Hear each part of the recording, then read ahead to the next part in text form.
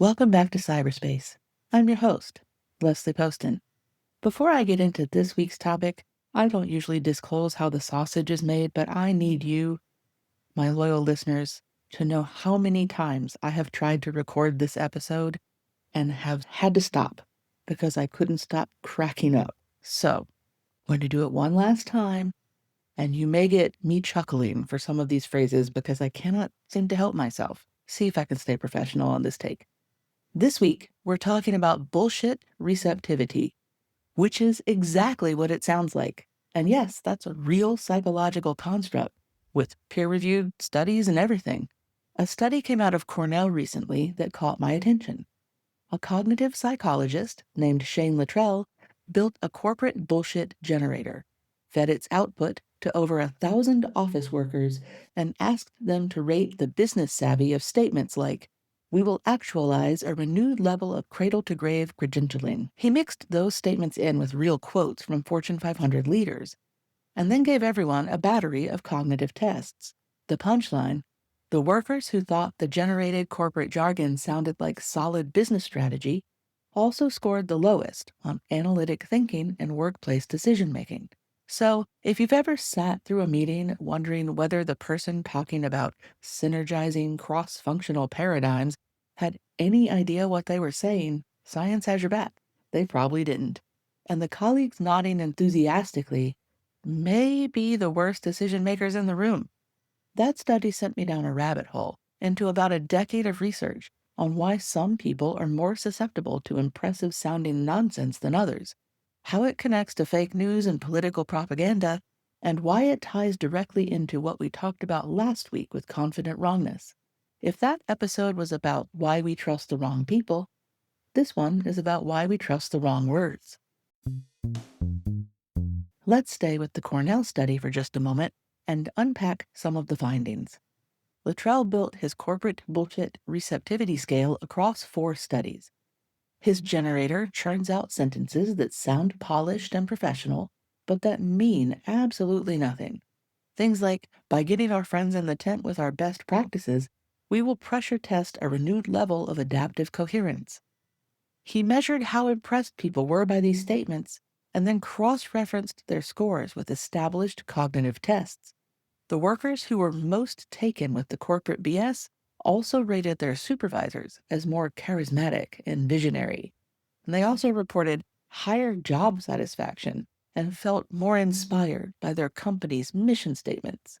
On the surface, these sound like engaged, enthusiastic employees, but they also scored lower on cognitive reflection, fluid intelligence, and a test of effective workplace decision-making. They were also more likely to spread the jargon themselves, which creates what Littrell described as a feedback loop. BS receptive employees elevate BS producing leaders who produce more BS, which rewards the people most impressed by it, who then rise in influence and keep the BS cycle going.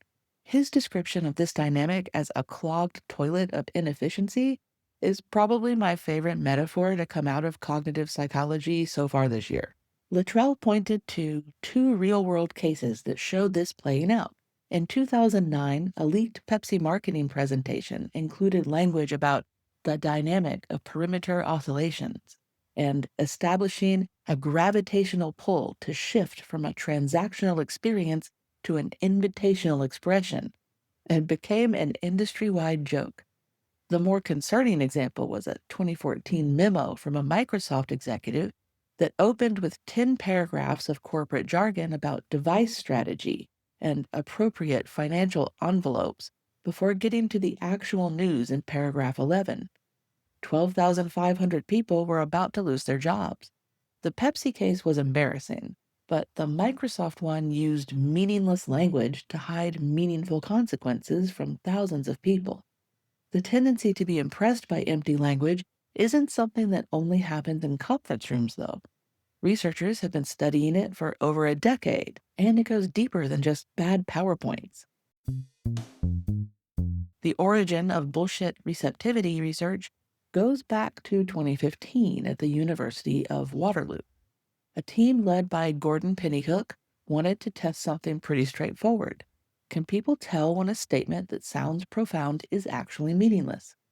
That team built the original bullshit receptivity scale using two online generators.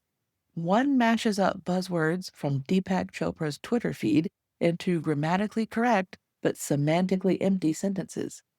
The other, which they called the New Age Bullshit Generator, does the same thing with a broader list of vague, profound sounding words. You get statements like wholeness quiets infinite phenomena and we are in the midst of a self aware blossoming of being that will align us with the nexus itself. Proper grammar? Sure. Zero meaning. Participants rated how profound each statement was on a 5-point scale, and the average rating landed between somewhat profound and fairly profound. Over a quarter of participants averaged above fairly profound. Most people simply didn't detect that these statements were meaningless bullshit. What separated the people who caught it from those who didn't comes down to two cognitive tendencies. There's a well-documented default in human cognition where you believe something before you evaluate it. Your brain's starting position is acceptance, and it takes additional effort to override that and actually scrutinize what you're hearing. We've talked about that before. And then there's what we call a failure in conflict monitoring, where your brain doesn't flag that something deserves closer inspection. If a sentence is grammatically correct and uses words that individually sound meaningful, a lot of people's brains just wave it through without checking whether the words add up to an actual idea. Both of those connect to what we talked about last week with the confidence heuristic. If something sounds like it should mean something, your brain's default is to accept that it does. This confident wrongness problem and the bullshit receptivity problem share the same root cause, skipping the step where you actually think about what you're hearing. In one case, you're producing information without checking it. In the other, you're consuming information without checking it. Same cognitive muscle, two different directions. One finding that often gets lost when people hear about this research is that the participants who spotted the BS weren't cynics. They still rated genuinely profound statements as profound. They could just tell the difference between real depth and fake depth.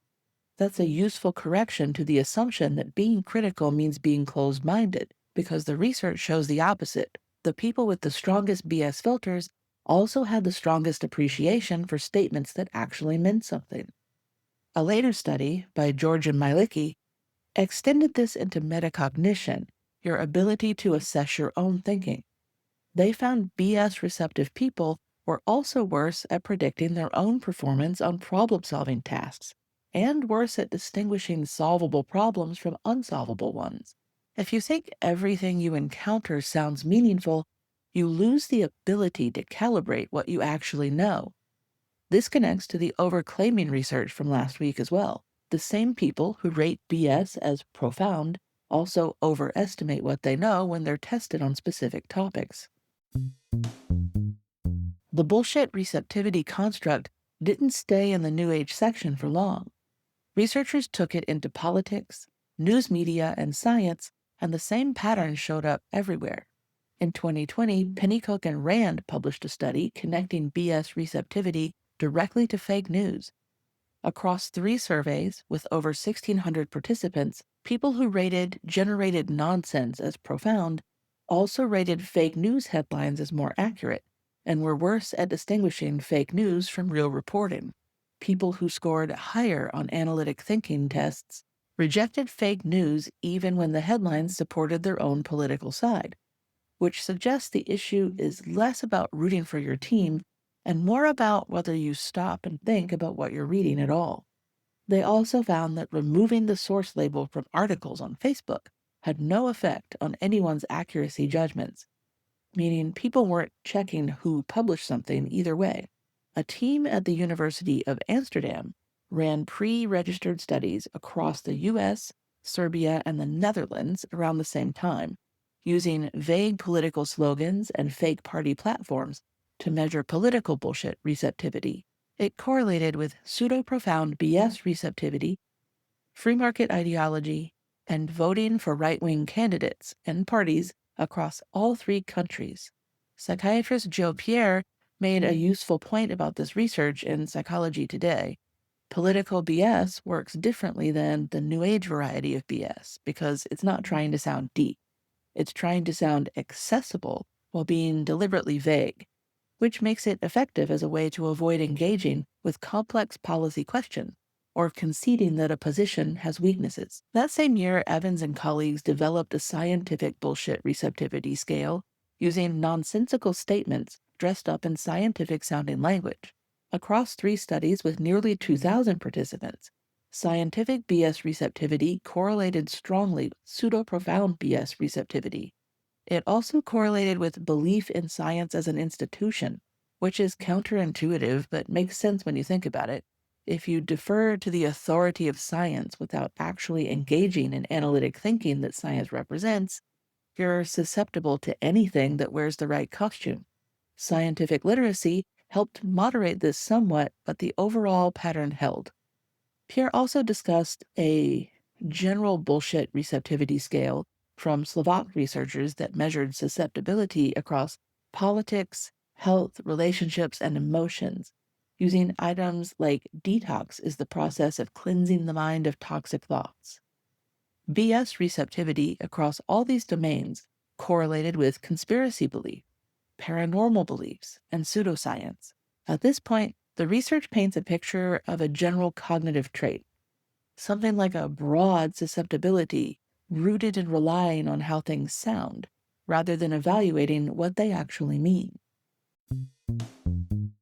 So, what can we actually do about any of this? Is there a way to train our own bullshit detectors?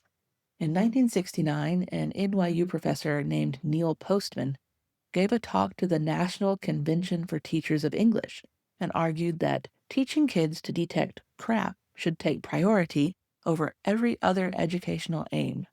He also admitted he had no idea how to actually do it and doubted that schools could be reformed enough to pull it off. More than 50 years later, the research has gotten a lot more sophisticated, but implementation hasn't caught up. There's a principle called Brandolini's law, sometimes called the bullshit asymmetry principle. It takes an order of magnitude more energy to refute BS than it takes to produce it. That means debunking after the fact, while necessary, will always be playing catch up. Once people have accepted something as meaningful, it's much harder to walk that back than it would have been to catch it in the first place. The most consistent finding across every study and every domain is that analytic thinking is the strongest predictor of BS detection. Analytic thinking is effortful by definition. It means overriding your first impression and asking whether something actually means anything specific, or whether it just sounds pretty or sounds smart. That's a skill you can practice and improve, but it takes deliberate effort, and we don't really teach it in any systematic way right now. Carl Bergstrom and Jevan West at the University of Washington created a course called Calling Bullshit that teaches data reasoning and critical evaluation of claims. And it's a great model for what this kind of education could look like, but it's one course at one university. Pierre argued that scaled down versions of this kind of training should start in elementary school, and I agree, but we're nowhere close to that being a reality right now. In the meantime, there's a simple personal practice that comes out of this research. When something sounds impressive, try to restate it in plain language.